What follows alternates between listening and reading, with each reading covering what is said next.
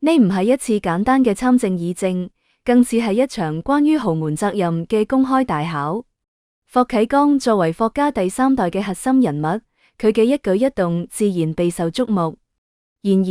呢次令佢出圈嘅唔係豪門嘅奢華生活，亦唔係同世界冠軍嘅恩愛日常，而係佢喺兩會會場內外展現出嚟嗰種唔似豪門嘅務實作風。隨着兩會召開，全國各地嘅人大代表紛紛現身北京，共商國事。霍啟剛亦係其中一份子，並且喺兩會上一口氣提出咗8項建議。然而令霍家冇諗到嘅係，佢呢個唔經意嘅舉動，或者講係一系列貼地嘅提案，唔單止意外火出圈，喺社交媒體上引發咗鋪天蓋地嘅討論，而且仲實實在在咁俾霍家爭咗光。呢種爭光唔係靠財富堆砌出嚟嘅虛榮，而係靠深入基層嘅調研同切實可行嘅方案贏得嘅尊重。參加兩會嗰陣，霍啟剛只有一個身份，就係香港特別行政區嘅全國人大代表。喺呢個身份之下，佢剝離咗所有商業頭銜同家族光環，將自己還原成一個為民請命嘅公僕。佢喺兩會上提出嘅8項建議，涉及民航、體育、民生、糧食安全、助殘等領域。呢啲領域並非宏大敘事嘅空談，而係直接關係到普通人出行、收入、生活便利與發展機會嘅，即係大家最關心嘅民生痛點問題。佢冇揀嗰啲容易通過但無關痛癢嘅提案，而係直面當前經濟環境下最棘手嘅難題。首先，佢將目光投向咗香港機場嘅發展，提出支持香港機場融入國家民航體系，呢真係利國利民嘅一個提議。因為如今嘅香港機場雖然算得上係國際樞紐，連客運量同貨運量都位居世界前列，但係同國內等城市嘅聯繫仲係比較少，尤其係喺一國兩制嘅框架下，空域管理同航線分配存在一定嘅壁壘。咁樣做就可以令國際航班選擇更多，票價更穩。如果能夠將香港機場更深度咁納入國家民航發展規劃，就意味着內地同香港仲有全球航線更密，中轉起來亦更加順暢，跨境出行、商務旅遊更加便捷。佢喺提案中詳細闡述咗希望用內地航司運力拓展香港長途航線嘅構想，咁樣做嘅好處則係香港與內地樞紐串飛國際出國更加方便。譬如內地2、3線城市嘅居民想要去歐美，唔再需要先飛到北上廣，可以直接飛到香港中轉，唔單止分流咗內地樞紐嘅壓力，亦提升咗香港機場嘅國際中轉率。大家嘅選擇亦都更多咗，仲可以填補內地部分城市國際長途嘅空白，令中西部地區嘅居民都能夠享受到更便捷嘅國際出行服務。最後一點，佢仲高瞻遠矚咁提出，打造香港為國際飛機部件處理與交易中心，咁樣就可以降低國內航司維修成本。眾所周知，航空維修成本佔據咗航司運營成本嘅大頭。如果能夠喺香港建立高效率嘅維修同交易中心，利用香港嘅免稅政策同金融優勢，機票更加有降價空間，有助於人民出行，而且可以帶動航空維修、製造、物流等產業鏈，創造更多高薪崗位，解決一部分人民就業問題，尤其係對於香港本地嘅青年工程師同技術工人嚟講，係一個巨大嘅利好。第4點係關於體育嘅，希望同高品質體育協同發展，建設粵港澳體育環區。體育唔單止係競技，更係經濟同民生。如果有更多嘅國際賽事落地大環區，唔單止可以令香港人民喺屋企門口就可以睇到頂級比賽，提升生活幸福感，亦可以利用比賽帶動就業同消費。一場大型演唱會或者體育賽事，能夠帶動酒店、餐飲、交通等一系列消費。同時，佢亦希望體育設施更加完善啲，令全民健身更加便利。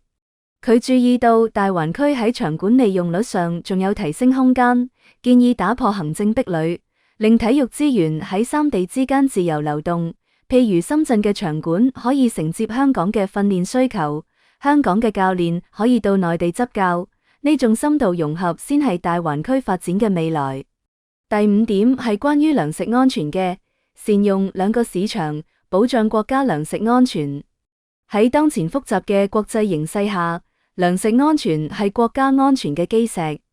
霍啟剛提出要充分利用香港作為自由港嘅優勢，建立更高效嘅糧食儲備同流通機制。呢樣唔單止可以促進就業，亦令物價更加可控。香港嘅食品供應高度依賴進口，如果能夠建立一個連接內地同國際市場嘅糧食樞紐，唔單止可以平抑香港本地嘅糧價波動，亦可以為內地提供一個應急嘅緩衝池。糧食供應穩定之後，糧食安全亦更加有保障，老百姓嘅菜籃子先可以拎得穩。第6點係關於冰雪經濟嘅，構建冰雪經濟全周期消費生態。隨着冬奧會嘅成功舉辦，冰雪運動唔再係北方人嘅專利，南方亦掀起咗冰雪熱。但係佢敏銳咁發現，目前嘅冰雪經濟存在季節性太強嘅問題，大家只能夠冬天玩雪，夏天場地閒置。佢提出構建全周期生態，咁樣大家一年4季都可以參與冰雪運動，休閒選擇更多。譬如推廣室內滑雪場、仿真冰場，開發冰雪主題嘅旅遊度假區，仲可以推動旅遊、裝備、培訓等產業嘅融合，娛樂嘅同時創造更多嘅就業同創業機會。呢樣對於帶動北方老工業基地轉型同南方新興消費市場都有巨大嘅推動作用。第7點，佢提出擴中提低，相比之前係人民真正關心嘅問題，亦係本次兩會最受關注嘅議題之一。霍啟剛雖然身居高位，鬆一出生就係含着金湯匙嘅，早就贏咗喺起跑線上，屬於嗰種出生就在羅馬嘅人。但係當佢當咗人大代表之後，竟然真係可以睇到人民嘅苦處，呢一點尤為難得。對於而家呢個大環境嚟講，經濟下行，壓力增大，普通人根本唔敢隨便創業，因為一唔小心就係家破人亡，背負巨額債務，根本唔似幾十年前咁樣，只要站喺風口浪尖，豬都可以飛起嚟。而家各行各業幾乎都處於飽和狀態，想要站穩腳跟，擴大競爭力，冇足夠嘅資金支持係好難堅持落去嘅。所以呢樣亦係點解普通人創業更加艱難，而佢身居高處卻真真切切咁睇到咗呢一點。佢提出擴中提低，就係希望低收入群體增收，從而有效實現擴大中等收入群體，令收入更加公平，人民生活更有底氣。具體嘅措施包括完善稅收調節機制，增加普惠性教育同醫療投入，降低剛性住房成本等。但係唔管點講，人家亦唔可能俾你咩都唔做，就將錢送到你手入面。所以佢哋能夠做嘅，亦都係將就業創業分配機制更加完善，令普通人嘅上升通道更寬啲。國家已經俾咗你機會，譬如減稅降費、創業擔保貸款等。至於能不能夠飛起嚟，就睇自己嘅本事啦。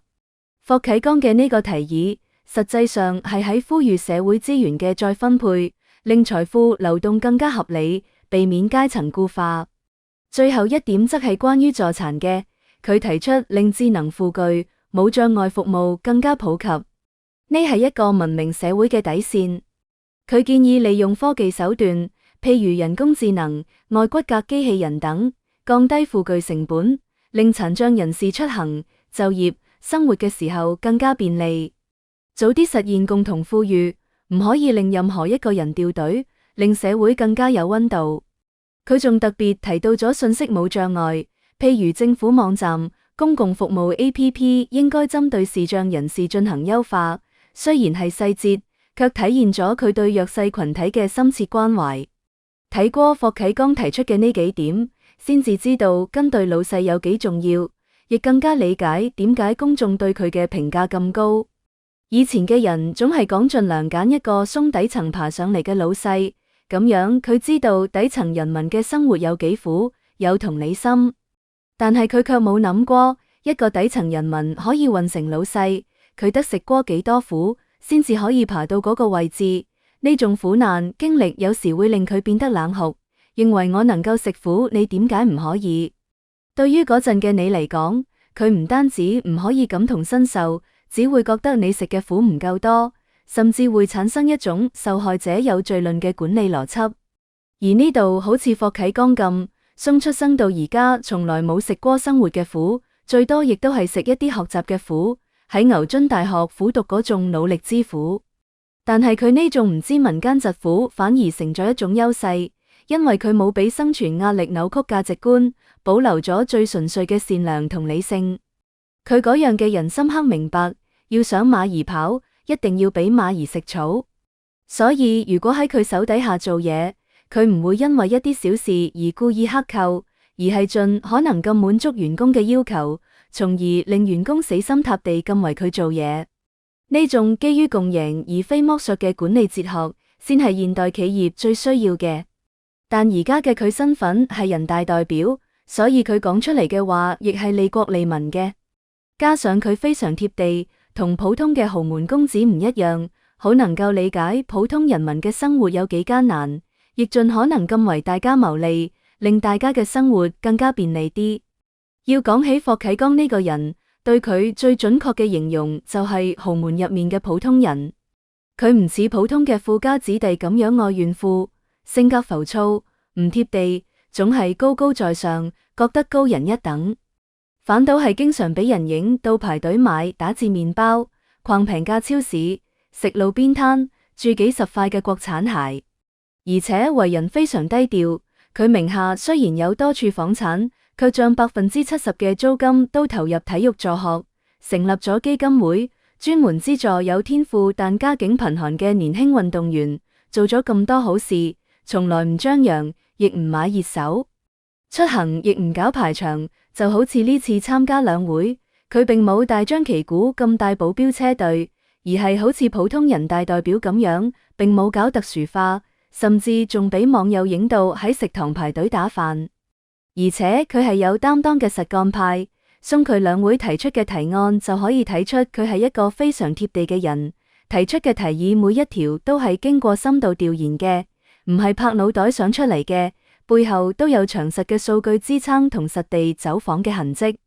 佢仲係一個好有家國情懷嘅人，因為霍家本身就非常愛國，從霍英東先生開始，霍家就同國家嘅命運緊密相連。佢亦受到家庭嘅影響，將國家放喺心入面，所以佢被視為兩地交流嘅紐帶。佢喺提案之外，仲提出一個關鍵點，就係希望明年春晚有香港分會場。如果呢個願望真係實現咗，亦都非常有助於內地同香港之間溝通同友好交流。文化認同係最深層嘅認同，通過春晚呢個全球華人嘅共同記憶，可以拉近兩地人民嘅心理距離，令一家親嘅概念更加具體。個人生活就更加唔使講啦。取到世界冠軍郭晶晶之後，佢哋兩個明明係頂級豪門，卻過住普通夫妻嘅生活，